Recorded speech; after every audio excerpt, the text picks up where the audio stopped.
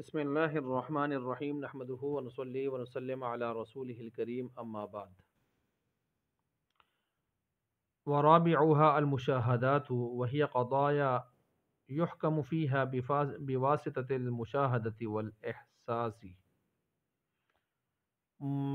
المرقات فی علم المنطق سبق نمبر 48 اور یہاں سے مشاہدات کو مادہ قیاس کی بحث چل رہی ہے تو مشاہدات کو یہاں سے بیان کیا جا رہا ہے۔ مشاہدات کیا چیزیں ہیں؟ مشاہدات کسے کہتے ہیں؟ مشاہدہ تو وہ قضیے ہیں جن میں حکم محض تصور طرفین سے نہیں لگایا جا سکتا، جیسے کہ پیچھے باقی قسموں میں گزرا ہے، بلکہ اس میں مشاہدہ اور احساس کا واسطہ سامنے رکھ کر حکم لگایا جاتا ہے۔ مشاہدہ یعنی انسان جو ہے کسی چیز کو دیکھتا ہے، بولتا ہے، سنتا ہے، دیکھ رہا ہوتا ہے، مشاہدہ کر رہا ہوتا ہے۔ احساس کہ اندر کی حواس باطنہ جو ہیں ان کے ذریعے سے وہ کسی چیز کا احساس کر رہا ہوتا ہے، حس۔ تو اس لحاظ سے حواس کی دو قسمیں بنیں گی، حواس ظاہرہ خمسہ، حواس باطنہ خمسہ، ٹھیک ہے۔ حواس ظاہرہ باطنہ، اس میں یہ بھی یاد رکھیں کہ جو فلاسفہ ہیں یہ ان کے ہاں تقسیم بنے گی، دو قسمیں بنے گی، حواس ظاہرہ اور باطنہ کی۔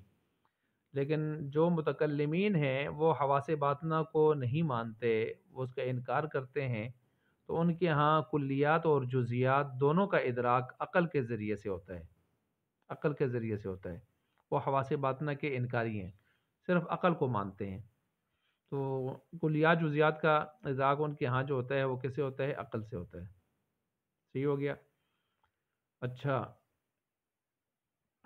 اور اسی طرح جو ہے جو دوسرے ہیں فلاسفہ کے نزدیک عقل کے ذریعے تو کلیات کا ادراک ہوتا ہے باطنی اعتبار سے، اور باقی جو حواس باطنہ ہیں ان کے ذریعے سے جزیات کا ادراک ہوتا ہے، جزیات کا ادراک ہوتا ہے، کلیات کا ادراک نہیں ہوتا۔ ایک بات تو آپ نے اضافی یہ سن لی، اب سنیں حواس ظاہرہ کیا ہیں اور باطنہ کیا ہیں۔ حواس ظاہرہ جو ہیں وہ 5 باصرہ، آنکھوں سے دیکھنا، آنکھیں دیکھنے کے لیے، سامعہ سننا کانوں سے، ذائقہ چکھنا زبان سے، لامسہ اور محسوس کرنا اپنی سکن وغیرہ کی جو قوت ایسی جسم کے اندر قوت ہے جس سے انسان چیزوں کو محسوس کرتا ہے، لمس چھونے سے محسوس کرنا۔ تو باصرہ، سامعہ، شامہ سونگ کر کوئی چیز محسوس معلوم کرنا، ٹھیک ہے جی۔ تو یہ علم کے حاصل ہونے کے ذرائع بھی ہیں جن کو آپ عام طور پر پڑھتے رہتے ہیں، حواس ظاہرہ۔ اس کا اقرار تو سارے کر رہے ہیں، لیکن حواس باطنہ کا کچھ اقرار کر رہے ہیں، کچھ انکار کر رہے ہیں۔ میں نے بتایا فلاسفہ اس کا اقرار کر رہے ہیں اور متکلمین اس کا انکار کر رہے ہیں، باقی تفصیل میں نے آپ کے سامنے رکھ دی۔ اب حواس باطنہ کیا ہیں؟ حس مشترک، خیال اور وہم، حافظہ متصرفہ، یہ 5 آ گئے ہیں حواس باطنہ، ٹھیک ہو گیا۔ اب ہم پہلے ان سے متعلق گفتگو کرتے ہیں کہ جو علم حاصل ہوتا ہے کس سے حاصل ہوتا ہے؟ حواس ظاہرہ سے، یا تو ایک تو وہ علم حواس ہو گیا ظاہرہ جو میں نے آپ کے سامنے رکھے، اور وہ علم جو حاصل ہوتا ہے یعنی وہ چیزیں حواس باطنہ جن کو شمار کیا جاتا ہے 5، وہ بھی میں نے آپ کے سامنے رکھ دی ہیں۔ تو بہرحال مشاہدات جو ہوتے ہیں اس میں ہم جب حکم لگاتے ہیں تو حواس ظاہرہ جو ہیں ان سے جو چیز حاصل کرتے ہیں تو اس کو ہم حسیات بھی کہتے ہیں، محسوسات بھی کہتے ہیں۔ اس ذریعے سے جو علم ہمیں حاصل ہوتا ہے، ٹھیک ہے، جو حکم لگایا جاتا ہے، ان کو حسیات بھی کہتے ہیں، محسوسات بھی کہتے ہیں، ٹھیک ہے۔ جس طرح الشمس طالعۃ، سورج طلوع ہونے والا ہے، تو سورج کے طلوع ہونے کو آنکھیں دیکھ رہی ہوتی ہیں، ادراک کر رہی ہوتی ہیں۔ اور حواس باطنہ سے جو چیز ہمیں ملتی ہے اس کو ہم وجدانیات کہتے ہیں، وجدانیات باطنی چیزیں، مثلا انا جائع، انا عطشان، انا عاطش، بھوکا ہونا، پیاسا ہونا، یہ چیزیں اندر سے محسوس ہوتی ہیں، تو یہ باطنی چیزیں، ان کو حواس باطنہ کے اعتبار سے یا وجدانیات کے اعتبار سے ان کو کہا جاتا ہے۔ اچھا، تو یہاں پر گویا دو چیزیں آ گئی ہیں، ایک حواس کی وہ قسم آ گئی ہے جس کو ہم کہتے ہیں احساس، حسیات، دوسرا وہ جو وجدانیات کے درجے میں۔ اچھا، یہ جو ہم نے مثال دی ہے نا کہ سورج طلوع ہونے والا ہے، اب سورج طلوع ہونے کو دیکھنا یہ آنکھ سے ہے، تو یہ حواس ظاہرہ کے ساتھ اس کا تعلق ہو گیا۔ یہ جو میں نے مثال دی ہے بھوکا ہونا، پیاسا ہونا، تو یہ بھوکا پیاسا ہونا یہ باطنی ایک چیز ہے جو اندر سے محسوس ہوتی ہے، یہ قوت وہم ہے، وہم، وہم کے ذریعے سے ہم حص وہم کے ذریعے سے یہ چیز محسوس کرتے ہیں، معلوم کرتے ہیں، ٹھیک ہے، اس کا ادھر یعنی حص وہم جو ہے وہ اس کا ادراک کرتی ہے، اور حص وہم کس میں چلا جاتا ہے، وہ حواس باطنہ میں چلا جاتا ہے کہ جس سے وہ چیز محسوس ہوتی ہے۔ اب جو بھی ان حواس ظاہرہ سے باطنہ سے چیزیں معلوم ہوتی ہیں اور ہمارے سامنے آتی ہیں، تو ہم ان کو مشاہدات میں شامل کر لیتے ہیں، کہیں حسیات کے درجے میں ہوتی ہیں اور کہیں کس درجے میں ہوتی ہیں، وجدانیات کے درجے میں ہوتی ہیں باطنی اعتبار سے، ٹھیک ہے جی۔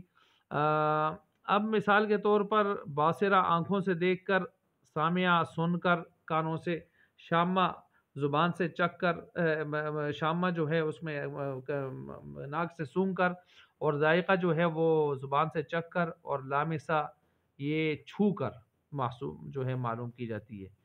اور اب یہاں اس کی تھوڑی ہم تشریح کرتے ہیں، تو تشریح اس لحاظ سے ہمارے سامنے آ جاتی ہے کہ یہ جو باصرہ ہے، باصرہ کے بارے میں فرماتے ہیں اہل علم حضرات یا سائنسدان حضرات جو اس بارے میں تحقیقات کر چکے ہیں، وہ کہتے ہیں کہ دماغ کے اگلے حصے میں دو جوفدار قسم کی رگیں ہوتی ہیں، اور جو آپس میں مل کر الگ ہو گئی ہیں، ٹھیک ہے، آپس میں مل کر الگ ہو گئی ہیں، چنانچہ ایک رگ ایک آنکھ کی طرف، دوسری رگ دوسری آنکھ کی طرف پہنچی ہوتی ہے، اور ان دونوں جوفدار رگوں میں ایک قوت ہوتی ہے جس کے ذریعے سے روشنی، رنگ، شکل وغیرہ کا ادراک ہوتا ہے، اور یہی قوت باصرہ کہلاتی ہے۔ چنانچہ کہتے ہیں ادراک کی صورت پھر یہ ہوتی ہے کہ جب کسی چیز پر یہ نظر پڑتی ہے تو آنکھ سے مخروطی شعاعیں نکلتی ہیں جو شے مرئی کے اوپر پڑتی ہیں، جو نظر آنے والی چیز ہوتی ہے، تو اس سے رؤیت کا تحقق ہوتا ہے۔ اب یہ ایک تصور تو پرانا ہے، اور ایک نئے تصور یہ پیش کیا جاتا ہے کہ جب آنکھ کسی چیز کو دیکھتی ہے تو اس کا تصویر اندر چلی جاتی ہے، اندر جا کے آنکھوں کے اندر پیچھے جو روشنی کا پورا ایک سسٹم ہے، بیٹری، اس کے ساتھ جب یہ ٹکراتی ہے تو اس سے وہ چیز بھی سمجھ آتی ہے اور وہ چیز دکھائی بھی دیتی ہے اور اس کی ماہیت بھی سمجھ آتی ہے۔ یہ قوت باصرہ کا پورا ایک سسٹم ہے جو اللہ نے بنایا ہے۔ سامعہ جو ہے، سامعہ، یہ کان کے سوراخ کے گڑے میں ایک رگ بچھی ہوتی ہے جس میں ایک ایسی قوت ہوتی ہے کہ اس کے ذریعے سے آوازوں کا ادراک ہوتا ہے، یہ قوت سامعہ ہے۔ اور ادراک کی صورت یہ ہوتی ہے کہ جب کوئی بولتا ہے تو اس کی آواز میں ہوا میں تحلیل ہو جاتی ہے، حل ہو جاتی ہے، پھر یہ ہوا اس آواز کے ساتھ مل کر قوت سامعہ سے ٹکراتی ہے جس سے ہمیں سمع کا تحقق ہوتا ہے، کوئی چیز سننے میں آتی ہے۔ شامہ، سونگھنے کی قوت جو ہوتی ہے، یہ دماغ کے اگلے حصے میں دو گوشت کے ٹکڑے اگے ہوئے ہیں جو عورت کی چھاتی کی نوک کے مشابہ ہوتے ہیں، اور ان میں اسے ایک قوت ان میں اللہ تعالیٰ نے رکھی ہے ان میں کہ جس قوت کے ذریعے سے بوؤں کا جو ہے وہ ایک ادراک ہوتا ہے، یعنی جو بو ہوتی ہے اس کا، بوؤں کا ایک ادراک ہوتا ہے، ٹھیک ہے، تو بو یا خوشبو جو بھی ہوتی ہے اس کا ادراک ہوتا ہے، یہ قوت شامہ ہے۔ یہی اور ادراک کی صورت یہ ہوتی ہے کہ ہوا بو کے ساتھ مل کر ناک کے بانسا سے ٹکراتی ہے، ناک کا بانسا یہ جو کچی ہڈی جہاں سے غنہ ادا ہوتا ہے، خیشوم جسے کہتے ہیں، اس سونگنے کا تحقق اس سے پیدا ہوتا ہے۔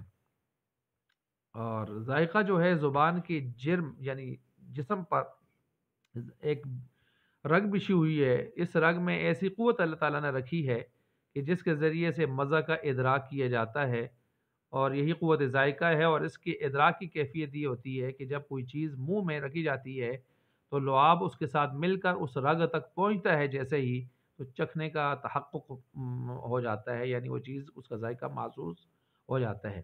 لامسہ، چھو کر پورے بدن میں رگیں پھیلی ہوئی ہیں، اللہ تعالیٰ نے ڈال رکھی ہیں، رگوں کا ایک جال بچھا رکھا ہے جس کے اندر ایک ایسی قوت سرایت کی ہوئی ہے کہ جس کے ذریعے سے انسان گرمی، سردی، خشکی، تری، سختی، نرمی ان چیزوں کا ادراک کر لیتا ہے۔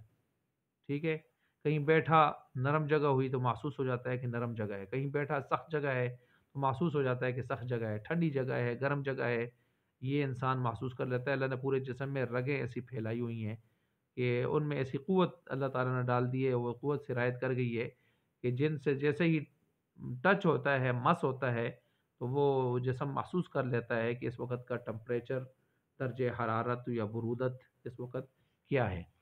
اچھا بھائی، ان سے یہ مشاہدات، یہ علم حاصل، یہ چیزیں حاصل ہوتی ہیں، تو ظاہر بات ہے یہ چیزیں جو انسان براہ راست ان ذرائع سے حاصل کرتا ہے مشاہدات یا حسیات کے درجے میں، تو وہ چیزیں وہ یقینی ہوتی ہیں جن کو وہ بہت ہی زیادہ قریب سے دیکھتا ہے اور اس کے اوپر یقین کر لیتا ہے۔ حواس باطنہ 5 ہیں، میں نے کہا تھا، حس مشترک، خیال، وہم، حافظہ، متصرفہ۔ ان کو سمجھنے کے لیے آپ یوں سمجھیں کہ دماغ کے اندر 3 خلا ہیں اللہ تعالیٰ نے بنائے ہیں۔ ایک جوف اول ہے جو مقدم دماغ یعنی دماغ کے اگلے حصے میں ہے، جو سب سے بڑا ہوتا ہے، اور ایک جوف ثانی ہے جو وسط دماغ ہے، یعنی جو سب سے چھوٹا ہے اور دماغ کے درمیان ہوتا ہے درمیانے حصے میں، اور ایک جوف ثالث ہے جو مؤخر دماغ، جو پچھلے حصے میں ہے دماغ کے، اور یہ درمیانہ سا ہوتا ہے، وسط دماغ سے بڑا ہوتا ہے ذرا۔ ٹھیک ہو گیا۔ اور جوف اول میں یہ جو اگلا حصہ ہے، بالکل جوف اول، اس میں حس اور حس مشترک اور خیال ہے۔ یہ 5 میں نے گنے ہیں نا، خواص باطنہ، حس مشترک، خیال، وہم، حافظہ، متصرفہ۔ تو حس مشترک اور خیال اس جوف اول میں دماغ کے اگلے حصے میں ہوتے ہیں، جو سب سے بڑا ہوتا ہے۔ جوف ثانی متصرفہ اس میں ہوتا ہے، اور جوف ثالث میں وہم اور حافظہ ہے، وہم اور حافظہ ہے۔ اب ان میں سے ہر ایک کو آپ یوں سمجھیں، یہ تو میں نے دماغ کے 3 حصوں کے اعتبار سے ان 5 کو تقسیم کیا۔ اب یوں سمجھیں کہ حصے مشترک وہ قوت ہے جو ظاہری صورتوں کا ادراک کرتی ہے، ظاہری جو صورتیں انسان دیکھتا ہے نا، سنتا ہے، محسوس کرتا ہے، جو بھی ہے، تو یہ جو پیچھے حواس ظاہرہ کے ذریعے سے، تو وہ صورتیں جو سامنے آتی ہیں ان کا ادراک کرنے والا جو ہوتا ہے وہ حصے مشترک ہوتا ہے۔ ٹھیک ہے، یہ دماغ کے اگلے حصے میں یہ چیزیں آتی ہیں، جیسے کوئی بھی چیز دیکھ لی، اس کی تصویر، صورت ذہن میں آ گئی۔ خیال دوسرے نمبر پر جو چیز ہے، یہ وہ قوت ہے جو حصے مشترک کا خزانہ ہے، یعنی میموری ہے، یو ایس بی ہے، میموری ہے اس کی، ساری خزانہ ہے اس کا، سٹورنگ مکان ہے اس کا، سٹورنگ سپیس ہے اس کے لیے۔ تو اس کے لیے یعنی جو چیزیں حصے مشترک کے ذریعے سے آتی ہیں نا، کیچ ہوتی ہیں، وہ کیچنگ پاور ہے، تو یہ سٹورنگ پاور ہے اس کا، خیال اس کا، تو یہ صورتیں ادھر آ کے جمع ہو جاتی ہیں۔ ٹھیک ہو گیا۔ خیال میں تیسری چیز ہے وہم۔ وہم جو ہے، جو ظاہری چیزیں پھر حاصل ہو چکی ہوتی ہیں، معنی شخصیہ، معنی شخصیہ جزئیہ جو حاصل ہو چکے ہوتے ہیں، وہ چیزیں ان کو معنی شخصیہ ان کا ادراک کرتی ہے، ان کا کیا کرتی ہے؟ یہ یاد رکھیں، وہم جو ہوتا ہے یہ معنی شخصیہ جزئیہ کا ادراک کرتا ہے، معنی کلیہ کا ادراک نہیں کرتا، معنی کلیہ کا ادراک نہیں کرتا۔ تو معنی شخصیہ کا جب یہ ادراک کرتا ہے، جیسے کوئی محبت، کوئی نفرت، کسی سے کسی وجہ سے جو چیز پیدا ہوتی رہتی ہے، اندر جذبات پیدا ہوتے رہتے ہیں، تو وہم ان کا کیا کرتا ہے؟ ادراک کرتا رہتا ہے۔ اچھا، اب اس کی جو سٹورنگ پاور ہے وہ حافظہ ہے۔ حافظہ معنی جزیہ کے واسطے خزانہ ہے، جو وہم کے ذریعے سے معنی جزیہ آ گئے نا، ان کا ادراک ہو گیا، تو ان کی سٹورنگ پاور کے لیے کون ہوتا ہے؟ حافظہ ہوتا ہے، حافظہ ان کو سٹور کرتا ہے، تو معنی جزیہ کو محفوظ رکھتا ہے۔ تو مثلا کسی سے آپ کو محبت ہو گئی تھی، وہ تو وہم کے ذریعے ہوئی، اور پھر اس کے بعد جو ہے آگے اس کو آپ نے محبت کو محفوظ رکھا، ابھی تک اس کی لاج رکھ رہے ہیں، تو یہ آگے آپ کو، آپ کے پاس جو چیز سٹورنگ پاور میں ہے وہ حافظہ ہے۔ اچھا، اس کے بعد ایک متصرفہ ہے۔ متصرفہ کیا کرتا ہے؟ یہ قوت حصے مشترک اور وہم سے حاصل شدہ جو صورتیں ہوتی ہیں، ٹھیک ہے، جو صورتیں ہیں وہ معنی شخصیہ کے طور پر ہوں جیسے وہم میں، یا حصے مشترک سے ہر قسم کی جو صورتیں آئی ہیں آپ کے پاس، تو یہ متصرفہ تصرف کرتا ہے، ان میں جوڑ توڑ کرتا ہے، جو کام کی ہوتی ہیں رکھتا ہے، نہیں ہوتی ان کو دائیں بائیں کرتا ہے۔ اسی لیے انسان زندگی میں ہزاروں لاکھوں کروڑوں چیزیں دیکھتا ہے، لیکن سب کی صورتیں، ہر ایک چیز کا خیال یا اس کا علم وہ دماغ میں نہیں ہوتا، مستحضر بھی نہیں ہوتا اور نہ مستحضر کیا جاتا ہے۔ اگر اس طرح تو متصرفہ قوت نہ ہو اور وہ اس طرح تصرف نہ کرے تو انسان پاگل ہو جائے، دماغ پھٹ جائے اس کا۔ تو اس لیے وہ کام کی چیزوں کو رکھتا ہے، باقی چیزوں کو تو ڈیلیٹ مار دیتا ہے، متصرفہ تصرف کرتا ہے۔ ٹھیک ہو گیا جی؟ تو بہرحال یہ میں نے آپ کے سامنے بیان کر دیے ہیں چند چیزیں اس حوالے سے، حواس ظاہرہ بھی، باطنہ بھی، اور ان کی کچھ تشریح بھی آپ کے سامنے رکھ دی ہے۔ تو ان کے ذریعے سے جو بھی علم حاصل ہوتا ہے حسیات سے یا وجدانیات سے، مشاہدات سے، حواس ظاہرہ سے، باطنہ سے، جو بھی ہوں، تو یہ علم بدیہیات کے درجے میں ہوتا ہے۔ تو یہ میں نے آپ کے سامنے بیان کر دیا۔